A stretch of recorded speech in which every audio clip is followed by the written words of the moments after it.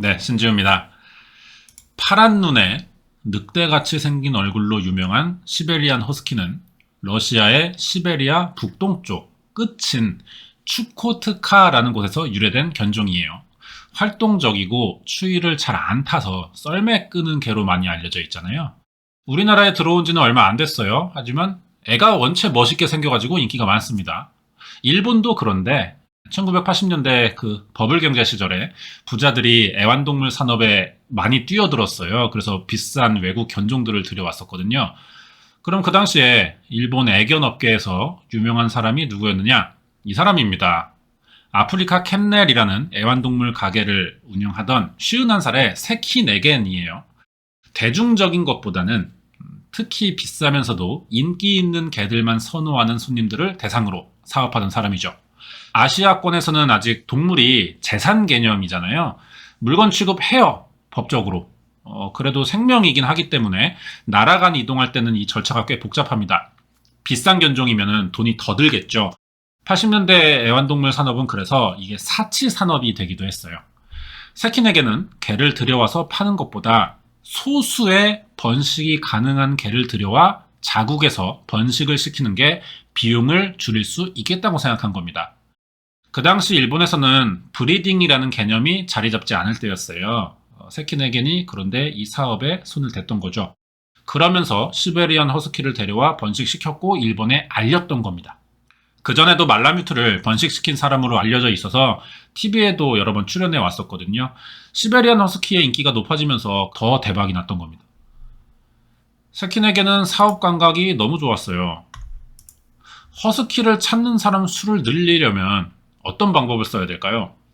일단 홍보를 열심히 해야겠죠. 방송에도 노출시키고 허스키의 장점을 알리고 뭐 이래야 될 것 같은데 이 사람은 생각하는 방식이 남들과 다릅니다.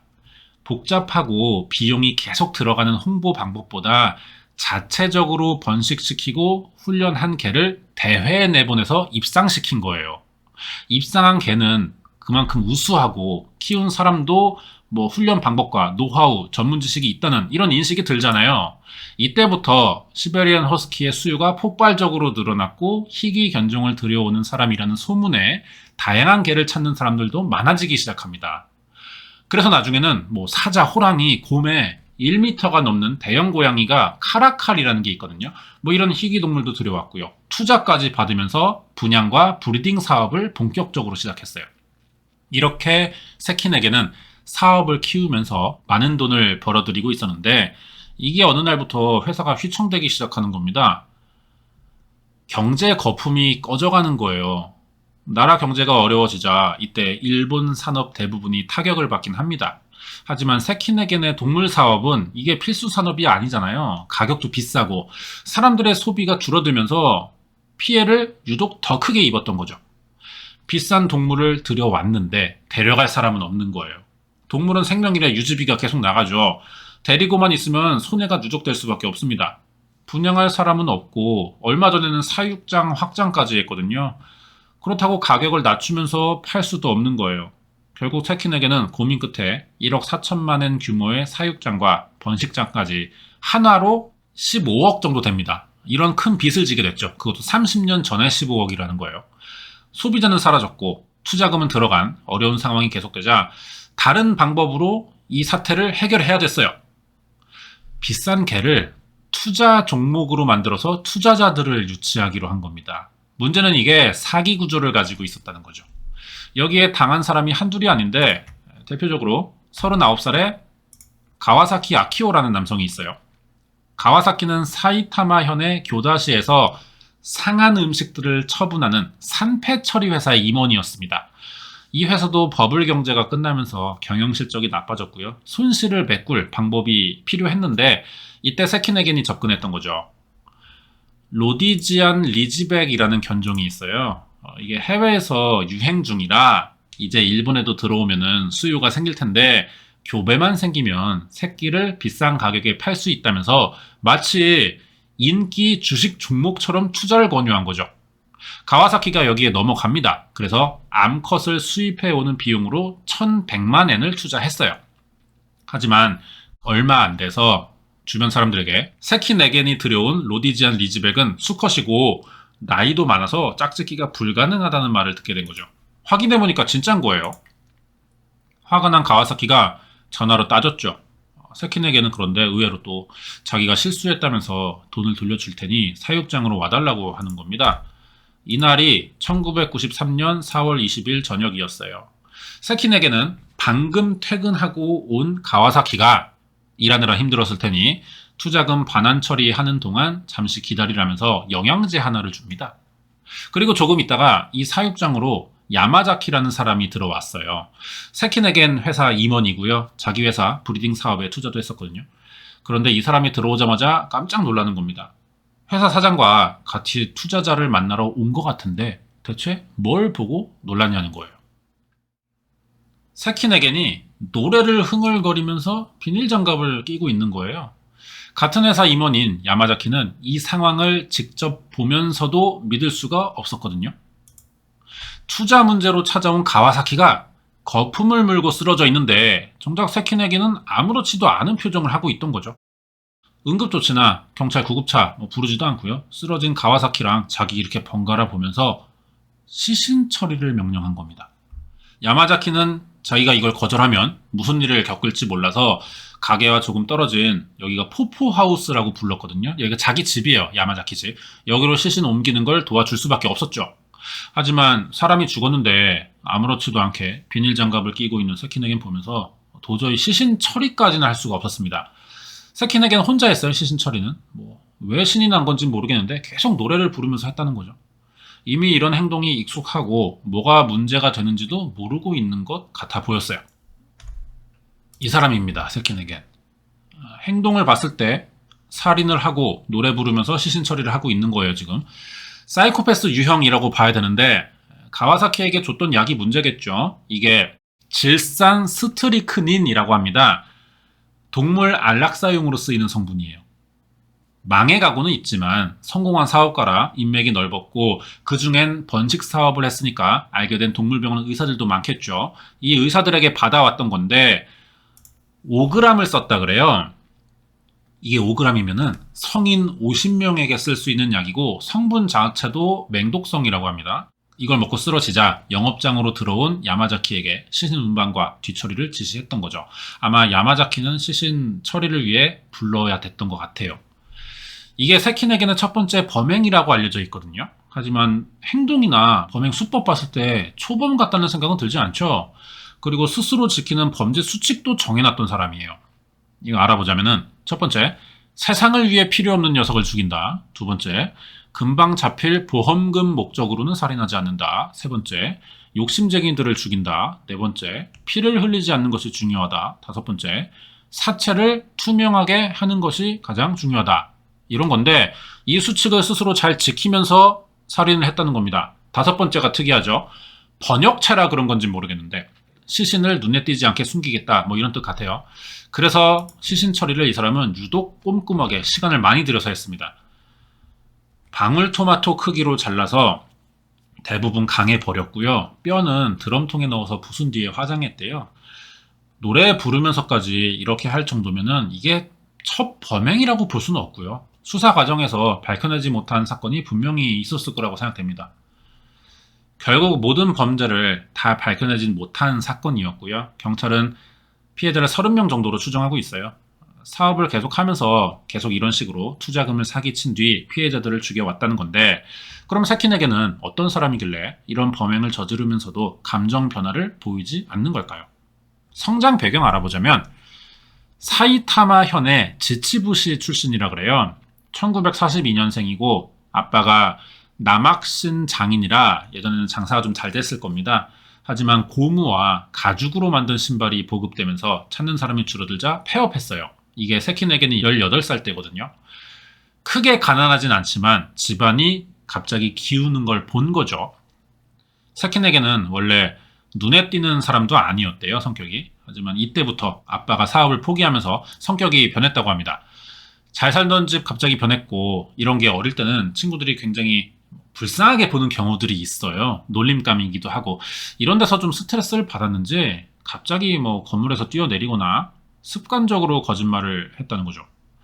그리고 성인이 되자 아빠가 일하던 땅에서 강아지 번식시켜 파는 브리딩 사업을 시작한 건데 사업가 기질이 있었는지 굉장히 공격적으로 투자를 했다는 겁니다. 이 당시 브리딩 생소할 때예요. 브리딩은 단순히 키우고 번식시켜서 파는 게 아니라 우수한 개체를 선별하고 생산한다는 전문성이 필요한 개념입니다. 거의 없는 시장이었는데 여기에 과감히 뛰어든 거죠. 고등학교 이상을 나왔는지는 알려져 있지 않고요. 어떤 자신감으로 했는지 모르겠지만 이게 성공을 한 겁니다. 28살에는 사자를 키우기 시작했어요. 이것도 번식시키고 잘 키우면서 동물원이나 대형 공연 이런 데 보내는 거죠. 그러면서 TV에도 출연하기 시작했고 이 사람 범죄 이력 때문에 확실하진 않지만 자기가 주변에 아프리카 11년, 알래스카 8년, 시베리아에서는 2년을 살았다는 이야기도 많이 하고 다녔습니다. 그래서 방송에 출연할 때 사자 무리로 들어가거나 15만 마리의 피라냐가 있다는 늪을 맨발로 들어가는 이런 장면도 촬영했었거든요. 다 밀 수는 없는 것 같아요. 시기가 일단 맞지 않죠. 어릴 때 허언증이나 나중에 연쇄살인을 저질렀다는 점에서 희귀동물에 전문성이 있다는 소문을 내려고 거짓말했을 가능성이 있어 보여요. 여자한테 또 인기도 많습니다. 결혼을 6번이나 했거든요. 이런 거 보면은 자기를 포장해서 상대방을 설득하는데 능숙한 사람인 것 같아요. 이런 점을 이용해서 말 잘하는 사업가 이미지를 만들어냈고 인맥을 넓히면서 사람들의 투자를 받아냈던 겁니다. 성공한 사업가 중에는 소시오패스가 많다는 게 이런 사람을 두고 하는 말 같아요. 40살이던 1982년에는 그동안의 사업 경험과 모은 돈으로 아프리카 캔넬이라는 애완동물 가게를 차리면서 본격적인 사업을 시작했었는데 이게 그 당시 사진이거든요.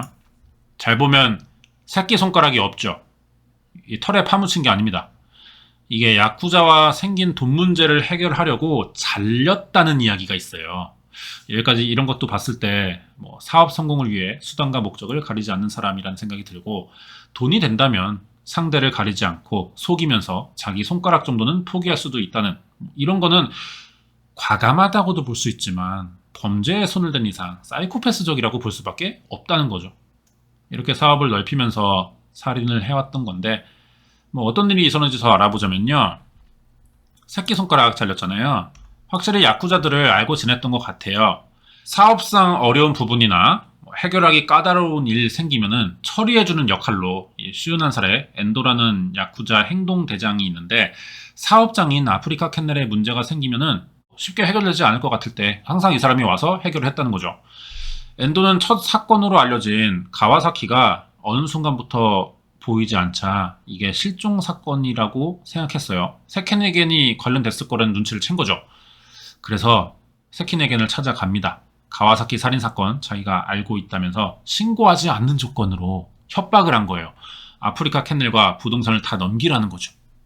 엔도의 조건은 억지가 있어 보이지만 자기가 야쿠자 소속이라는 걸 이용해서 생명을 위협하고 사업장 전체 다 뺏어볼 생각이었는데 세키네겐은 절대 그럴 수가 없잖아요. 어떤 방법을 쓰느냐? 오히려 엔도를 죽이기로 합니다. 집에 찾아가는 거예요, 밤에. 같이 간 사람들이 있거든요. 1993년 7월 21일 오후 10시 아프리카 캔넬의 임원인 야마자키와 그리고 당사자인 세키네겐 그리고 카자마까지 3명이 엔도를 찾아가요. 여기서 카자마가 이 사람인데 세키네겐 아내입니다. 안심시키려고 여러 사람이 찾아가면 경계할 수도 있으니까 부동산 등기도 뽑아서 가져갔어요. 그리고 대화하면서 강아지용 안락사 약을 비타민이라고 속여 먹입니다. 엔도에게. 이때 옆에 같이 있던 21살의 수행원도 같이 살해당했어요. 대개 세키네겐의 범행 방식이 이런 수법이었던 겁니다. 이렇게 사람이 죽으면 어떻게 하냐? 야마자키의 포포하우스라는 곳으로 시신을 옮겨서 여기가 그 욕조거든요. 여기서 처리한 겁니다. 그리고 54살에 세키구치 미츠에라는 여성도 찾아간 적이 있어요. 이 사람은 누구냐면은 아프리카 캔넬의 또 다른 주주였고 여기서 일하던 직원의 엄마예요. 가와사키 때처럼 세키네겐에게 속아서 비싼 가격에 강아지를 샀고요. 돈도 투자한 데다가 아들까지 일을 보내서 시킬 정도로 완전히 속고 있던 거죠. 하지만 가와사키 사건으로 알게 된 겁니다. 세키네겐도. 이런 방법은 금방 들킨다는 거예요. 그래서 신고라도 당하면 그동안에 저지른 일들이 다 의심받게 될 테니까 먼저 찾아가서 또 안락사 약을 먹이는 거죠. 모든 시신은 다 여기 야마자키의 포포하우스로 보내 처리됐습니다. 이때만 해도 세키네겐의 범죄는 아무도 알 수 없을 것 같았어요. 하지만 사업할 때 유리했던 그 인맥이 이제는 너무 불리한 상황으로 바뀌게 된 거죠. 세키네겐 주변에서 사람들이 사라지고 있다는 사실이 소문나기 시작하는 겁니다. 기자들이 수상한 실종의 사건 취재를 하면서 세키네겐을 찾아갈 수밖에 없겠죠. 그리고 실종된 가와사키의 가족이 세키네겐과 돈 문제가 있었다는 사실도 알리면서 경찰도 이미 어느 정도 눈치는 채고 있었습니다. 감시하고 있었어요, 이때. 첫 범행으로 알려진 가와사키 사건 9년 전인 1984년부터 세키네겐의 주변에서는 3명의 알 수 없는 실종이 일어나고 있었습니다. 사실 경찰이 이때부터 세키네겐 의심이 왔었던 거고요. 조사도 해봤지만 워낙 뒤처리가 깔끔했기 때문에 단서를 찾지 못하고 있던 거죠. 그러면 어디서 꼬리가 잡히냐? 세 번째 범행 이후인 1994년 10월에 임원이었던 그 야마자키, 이 집 주인이죠. 포포하우스 주인. 결혼을 한 겁니다. 야마자키도 경찰의 의심을 받고 있었지만 이 사람은 범행 사실을 알고 협박해왔던 엔도가 야쿠자였다는 사실을 더 무서워하고 있었거든요. 경찰 추적보다. 그런데 야쿠자까지 죽였으니 언제 어디서 보복을 당할지 모른다는 생각에 아내 고향으로 도망을 간 거예요. 하지만 추적은 계속됐고 아내와 치과에 들렀다가 결국 경찰과 마주치게 됐죠. 이때 야마자키는 혼자서 도망칩니다. 아내가 체포됐는데 아내는 사건과 관련이 없는 사람이거든요. 하지만 횡령 혐의의 다른 체포영장이 나와 있었어요, 이 사람에겐. 그러자 아내가 걱정된 야마자키가 경찰에 자수했고요. 세키네겐이 저지른 실종 사건의 진술을 하게 된 겁니다. 이렇게 세키네겐도 사체 손괴와 유기죄로 아내인 카자마와 같이 체포됐어요. 잡기는 했는데 정작 시신이 없으니까 살인사건으로 수사할 수는 없었거든요. 시신과 범인, 살해 흉기 이게 모두 갖춰져야만 했을 때 가능한데 이걸 살인 입증의 3가지 필수 요소라고 하거든요. 지금이야 이런 사건이 많아지면서 정황상의 증거와 상황적 판단을 가지고 살인을 인정하거나 죄를 성립시키는 경우가 늘어나긴 하고 있어요. 하지만 이때는 30년 전이라는 거죠. 세키네겐이 시신을 완벽히 처리했기 때문에 자백을 받아내는 수밖에 없었습니다. 세키네겐은 당연히 자백하지 않겠죠. 이 사람을 잘 아는 누군가의 협조를 받아야 될 것 같은데요. 이 사람이 바로 같이 체포된 아내예요. 야쿠자였던 엔도 사건 때도 같이 있던 2명이 같은 증언을 하면서 세키네겐의 범행 입증이 가능해졌던 겁니다. 아내인 카자마 히로코 알아보자면은 첫 범행 10년 전인 1983년이에요. 26살에 결혼하는데 재혼이었고 은행원과 결혼했었습니다, 처음에. 하지만 6년 만에 이혼하고 개를 좋아했기 때문에 아프리카 캔넬에 가봤다가 서로 알게 됐던 거죠. 세키네겐은 이게 4번째 결혼이었고요. 카자마가 1957년생인데 부잣집에서 태어났어요. 그래서 세키네겐이 이 집에 돈을 노리고 접근했다는 이야기도 있거든요. 아내가 결혼하면서 어깨부터 등까지 내려오는 큰 용문신을 했었대요. 이게 남편에 대한 사랑의 증표 같은 개념이라고 생각되는데 세키네겐이 시켰겠죠. 그리고 딸 하나 낳았는데 남편이 처음엔 잘 키웠다 그래요. 그래서 카자마가 좋은 아빠 역할 해주는 것 같으니까 전 남편과 낳은 아이도 데려왔거든요. 그랬더니 아이들을 학대하기 시작했다는 겁니다. 이렇게 이혼을 결심했어요. 하지만 아들 때문에 이혼한다면 세키네겐 성격에 가만히 있지는 않을 것 같아서 세금을 덜 내기 위한 방법으로 위장 이혼을 하자고 속인 겁니다. 이렇게 법적 이혼만 했던 거예요. 사실혼 관계고. 그러면 또 다른 공범인 야마자키 어떻게 안 사이냐? 원래 이름은 시마라 그래요. 병원에서 잡혔던 아내의 이름이 야마자키입니다. 가와사키 사건의 공범이 된 뒤로 아내 이름을 쓰기 시작한 것 같은데 도그쇼 있잖아요. 개로 하는 공연 이런 거 보러 갔다가 자기 개를 홍보할 목적으로 나온 세키네겐을 처음 본 거죠. 그때 이 사람의 경영 철학이 좀 궁금했었대요. 그래서 아프리카 캔넬 찾아갔다가 알게 된 사이라고 합니다. 처음엔 여기서 불독을 키우는 브리더가 될 생각이었지만 세키네겐은 설득으로 투자를 하면서 주주이자 임원이 된 거죠. 말이 임원이지 실제로는 운전기사나 심부름하던 사람이고요. 세키네겐이 사체 처리하는 장소로 쓰인 포포하우스에서 여기가 집이긴 하지만 그냥 세키네겐의 범행 장소로만 이용됐던 겁니다. 그러니까 카자마와 시마는 처음부터 공통의 목표로 모인 게 아니라 우연히 세키네겐의 단독 범행에 엮인 피해자들이기도 했다는 거예요. 이제 재판인데 1995년 7월 7일에 야마자키 공판이 먼저 열렸고요. 자기 범죄 사실을 다 인정했지만 2주 뒤에 열린 세키네겐과 카자마의 공판이 문제였습니다. 세키네겐은 범죄 사실을 인정하지 않았어요. 대답 피했고 아내인 카자마는 야마자키와 같이 가와사키를 옮긴 건 인정하는데 살인 과정에서 가담하진 않았다고 부인했죠. 이 말이 맞긴 하거든요. 엔도 사건 때 그 야쿠자 세키네겐이 먼저 같이 가자고 하길래 당연히 야쿠자니까 겁이 나서 그런 건 줄 알고 따라갔던 거지 뭐 살인 계획이 있다는 건 전혀 몰랐거든요. 현장에서도 예상하지 못한 돌발 상황이었고요. 시신 운반도 겁이 나서 도와줬던 거예요. 3차 공판까지 가는데 여기선 야마자키가 증언을 갑자기 거부합니다. 그동안 잘 얘기하다가. 왜냐면 검찰과 사법 거래를 했었는데 지켜지지 않았다 그래요. 이 내용도 재판에서 다 밝혔거든요. 검사가 이거 쉬운 재판이고 뻔하다. 세키네겐 유죄 확실하니까 범죄 사실만 조금 증언해 준다면 금방 석방시켜 줄 것이고 아내도 보석으로 풀려날 수 있게 조정해 주는 동안 같이 잘 수도 있게 해주는 이런 면회가 가능한 접견실을 따로 만들어 주겠다고 약속을 했다는 거예요. 이 점을 파고든 세키네겐의 변호사는 사법거래의 신용성을 지적하면서 야마자키의 진술은 검찰의 편의 제공을 미끼로 유도된 것이었다고 주장합니다. 검찰은 사법거래 사실을 인정했어요. 하지만 아내와의 면회 정도만 봐주는 편이었고 세키네겐의 유죄가 확정될 만한 증언을 요구한 적은 없다고 했죠. 어떤 말이 맞는지 모릅니다. 하지만 검찰이 야마자키의 비위를 맞춰주면서까지 사법거래를 시도했다는 건 그만큼 이 세키네겐의 범죄가 완벽했고 살인 증거는 찾지 못했기 때문이 아닌가 이렇게 봐야겠죠. 야마자키는 사법거래를 공개하면서 검찰과의 신뢰가 완전히 깨졌어요. 사실 신뢰라는 건 딱히 없었지만 약속을 지키지 않았다는 게 재판에서 약점이 될 테니까 이 사실을 공개한 야마자키라도 응징할 생각이었을 겁니다.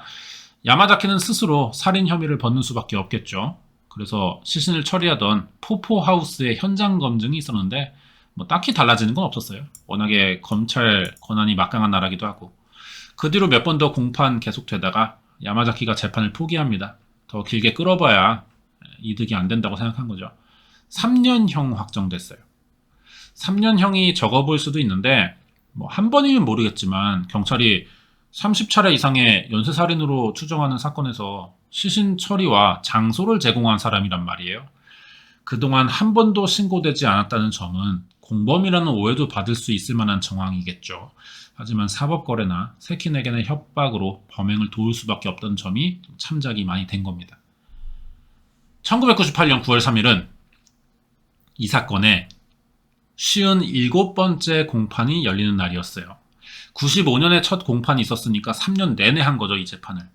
세키네겐이 무죄를 받으려고 그만큼 최선을 다했다는 건데 하지만 재판마다 조금씩 혐의들이 입증되기 시작하는 겁니다. 더 이상 빠져나갈 수 없다고 판단했는지 결국 범죄 사실을 인정했어요. 그러면서도 진짜 범인은 아내인 카자마고 야마자키는 아내의 지시대로 움직인 실행범이며 자기는 아내를 지키기 위해 가담했다는 이상한 주장을 하는 거예요. 야마자키는 이미 형을 확정받은 상황이라 재판은 이제 부부싸움으로 변했죠. 이렇게 공범들끼리 신뢰가 깨지자 서로에게 죄를 뒤집어 씌우는 상황이 나오는데요. 증거가 없는 상황에서 서로 상대방을 지목하고 있으면 경찰은 딜레마에 빠집니다. 누구 말이 맞는지 판단할 수가 없다는 거죠. 하지만 이 부부싸움은 다행히 그렇지가 않았어요. 같은 증언들이 반복되자 재판부는 부부의 말을 둘 다 신뢰하지 않았고요. 이미 실형을 받은 야마자키를 더 믿어주게 되는 겁니다. 공범이었지만 이 사건의 결정적인 증인이 된 거예요. 왜 이런 상황이 생겼냐? 재판이 워낙 길어지다 보니까 1996년에 3년형을 받았던 야마자키가 세키네겐이 처음 법정에서 죄를 인정했던 1998년 8월 28일엔 만기 출소된 상태였거든요. 사실상 제3자의 입장에서 사건을 증언하는 신분이었기 때문에 재판부가 가장 신뢰할 수밖에 없던 거죠.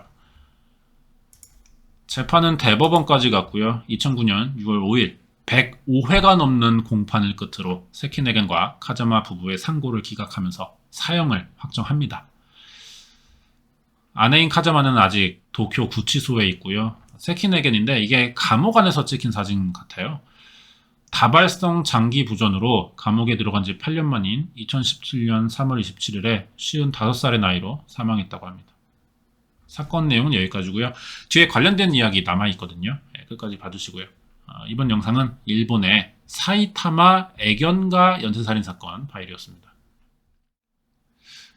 결국 사회적으로 성공한 사이코패스 유형의 연쇄살인 사건이었다는 건데, 확실히 상대방을 설득할 줄 아는 사람이 성공할 가능성도 높은 것 같습니다. 이 점이 사이코패스 기질을 가진 사람들에게 좀 유리한 면이 있어 보여요. 원하는 게 생기면 수단과 방법 가리지 않고 얻어낼 수 있기 때문에 그만큼 공격적인 투자와 제한도 할 줄 안다는 거죠. 이 과정에서 아무 감정 없이 상대방을 짓밟을 수도 있습니다. 그래서 성공하는 것 같아요. 여기서 말하는 공격성은요, 적극성 이상의 태도거든요. 더 정확히 말하자면은 상대를 설득하는 게 아니라 압도하고 굴복시킬 줄 아는 기술이라는 겁니다. 스스로 판단해서 따르도록 만드는 게 아니에요. 따르지 않으면 큰일이 날지도 모른다는 생각을 갖게 만들어서 굴복시킨다, 이런 개념이죠. 아내인 카자마나 회사에 투자한 야마자키의 경우가 여기에 해당되는 사람인 것 같습니다. 세키네겐의 생각과 행동을 인정하지는 않지만 이 사람이 주는 공포에 압도돼서 범행을 도울 수밖에 없던 그런 상황이었던 것 같아요. 관련된 이야기 하자면은 여기가 아까 봤던 그 세키네겐의 개 사육장이거든요. 이 사람 체포되면서는 버려졌어요. 건물 아직 남아있고요. 폐건물로 있습니다. 2015년 여름에 찍힌 사진이에요. 이거는 밝혀진 것만 4명이고 최대 30명 이상의 사람이 이 장소에서 살해당했고 사라졌다, 시신도 사라졌다, 이런 소문이 알려지니까 여기가 지금 일본에서 굉장히 인기 있는 심령 스팟이라고 합니다. 그리고 여기가 아까도 봤던 야마자키가 아내와 숨어 살던 집인 것 같아요. 푸푸하우스라고 부르는데 왜 이름을 이렇게 붙였는지는 모르겠습니다. 야마자키가 감옥에 들어가면서 여기는 지금 철거됐고요. 그리고 야마자키는 애견가 연속살인이라는 책을 썼습니다. 그 당시 상황과 자기가 아는 내용을 자세히 적어놨다고 하는데 이 책은 한국에 번역본이 들어오진 않은 것 같아요. 리뷰 찾아보니까 세키네겐이 얼마나 괴물 같은 인간이었는지 설명하고요. 세키네겐 범인 아내인 카자마 히로코는 죄가 없는 부분도 나온다고 합니다. 야마자키가 이제 와서 거짓말을 할 이유는 없어 보이거든요. 자기에게 불리한 내용이 아직 드러나지 않은 건지는 모르겠지만 재판에서 있는 그대로 다 증언했던 거라면 이 책 내용대로 카자마 히로코는 억울하게 사형을 받고 지금 감옥에 가 있는 이런 상황이 된 거죠. 그러자니 카자마가 억울하다는 이야기는 딱히 하지 않고 있어요. 또 어디부터 어디까지 믿어야 될지 잘 모르겠습니다. 아내 이야기로 끝내자면은 남편인 세키네겐이 사망하자 그림을 그리기 시작했대요. 찾아보니까 이런 게 나오더라고요. 저는 그림 볼 줄 몰라서 이게 어느 정도 수준인지는 모르겠습니다. 하지만 그런데 또 이 사람이 배운 적이 없다 그래요. 그러면 제 눈에 또 잘 그린 것처럼 보이고요. 뭔가 사건과 좀 관련돼 보인다는 느낌이 좀 들어요. 아직 하고 싶은 말이 있지만 말을 아끼는 건 아닌가, 좀 이런 느낌이 드는 거죠. 그렇기 때문에 이 그림이 한때 살인범의 아내가 감옥에서 그린 그림이라고 좀 한때 좀 많이 알려져 있었고 관심거리였던 적이 있죠. 여기까지입니다.